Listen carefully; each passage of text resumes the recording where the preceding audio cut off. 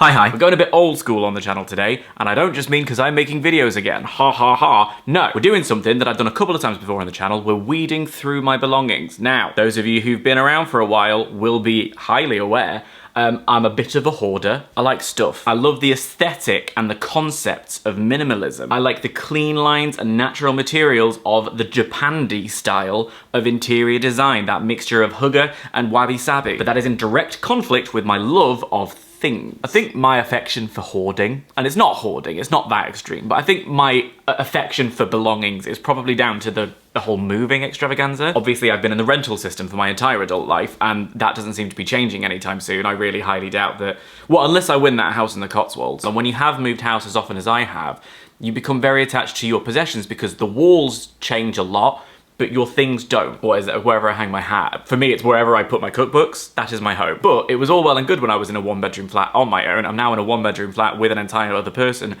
and she's a cosplayer and she knits. There's stuff everywhere now. So I need to create space for her things to go. That's part one. Part two is, I mentioned it a couple of weeks ago, my clothes aren't sparking any kind of joy. Here she is, she's telling you that you should be sparking joy, and I agree with her because the clothes aren't making me feel very nice. What I thought I would be good to do is to go through the wardrobe and get all of my summer stuff, because summer doesn't seem like it's coming anytime soon. Pop all of that under the bed or away so that there's more space in the wardrobe and everything's not so tightly packed in, thus freeing up drawer space, and then the floor doesn't have to be covered in clothes. And while doing that, I thought maybe it was a good excuse to go through my clothes and have a look and see the things that aren't making me feel good about myself anymore and pass those on to their next home. So shall we do that? First things first, I need to go and get the place, the receptacle in which to put my summer wardrobe.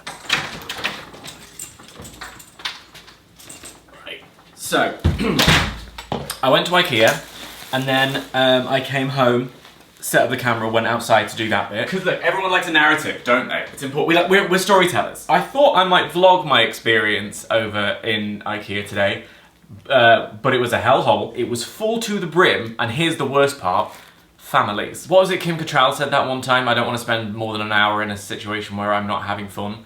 That's me with the presence of children. But it wasn't a wasted trip because I did get what I went for. I've done this a few times. I've gone to IKEA with the intention of buying some stuff to sort my life out and help organise things. But then I get there and I realise, well, I haven't actually planned what I want. Like, I don't really know what needs organising. I don't really know where things need to go. What am I lacking? What am I here to pick up? This time, I had that in mind. So I think there's a little hack for you. If you're planning to reorganise your house, kitchen, life, go room by room and be like, right, what is the problem area? What do I need to solve that problem? And then you don't leave with more things than you need, because I've left with exactly what I need, and that feels remarkable for a trip to IKEA. What I ended up getting, excuse me, was a set of these little boxes. Scub, they're called. I'm not reinventing the wheel, it's a capsule wardrobe. You've just got this, that's a decent size, you've just got this little box.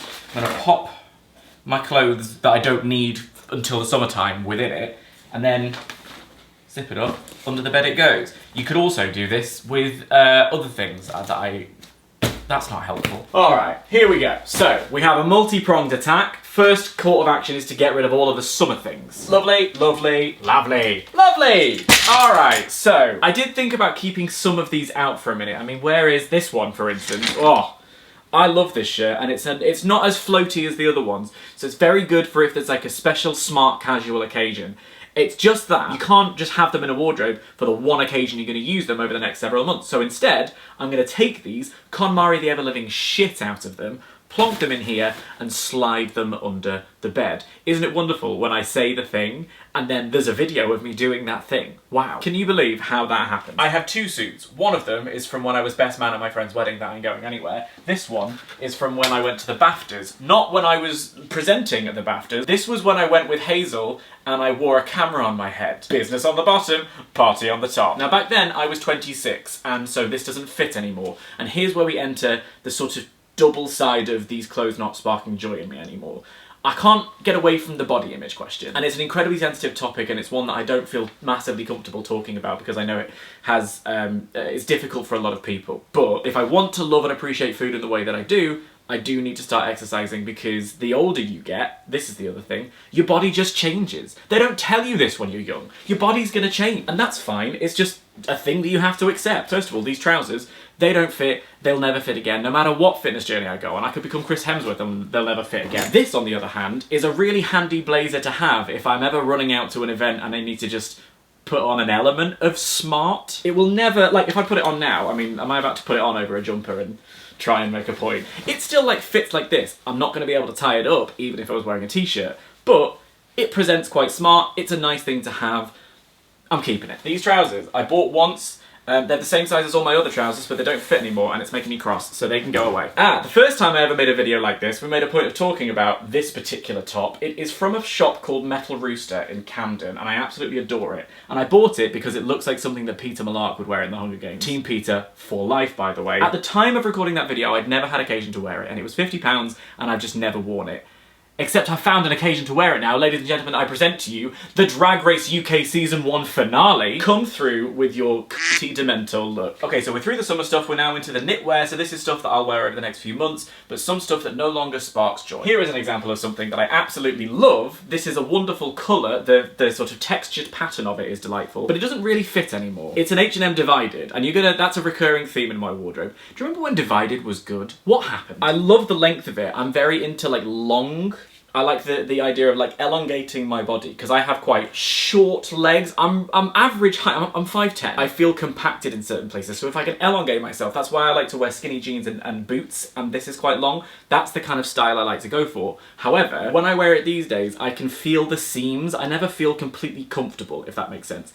But it is a lovely top, and crucially, her indoors is rather fond of it. She likes to wear it herself. So what I'm gonna do is keep it and donate it to her side of the wardrobe, and then if ever I am in a position where I zhuzh myself up a bit, or I'm like, I really want to wear that today, I'll just borrow it back. Get yourself a wardrobe that can do both. This jumper, and this jumper, which is the one I get the most compliments on in my whole life, ASOS design made. They were all, I get them all on sale. I mean, this one was a Christmas present, but these come on sale. I'm more the king of being bougie on a budget and looking like you have more money than you do. If you buy some clothes, you can elongate the life of it. Just because it's fast fashion and cheap doesn't mean that you have to go through it and then change your wardrobe up. A lot of this is stuff that I've had for 7 or 8 years, and it's just by taking proper care of the clothes, but also being smart with what you do with it. So for instance, if I'm just wearing a jumper indoors for the day, it probably doesn't need a wash that night. Maybe I can get another day's wear out of it, and that is actually more economic for the use of the washing stuff as well. As long as you're clean. I mean, if you've done a massive workout, you've been quite sweaty, or you've been rolling about in some mud, probably give it a wash. But if you're just sitting down doing nothing, wow, what's the point? And that's where we come to something like this, which is very nice. I like it very much. This is about 5 or 6 years old now. It's kind of a good basic piece to have. It's not a statement piece, it's a base piece.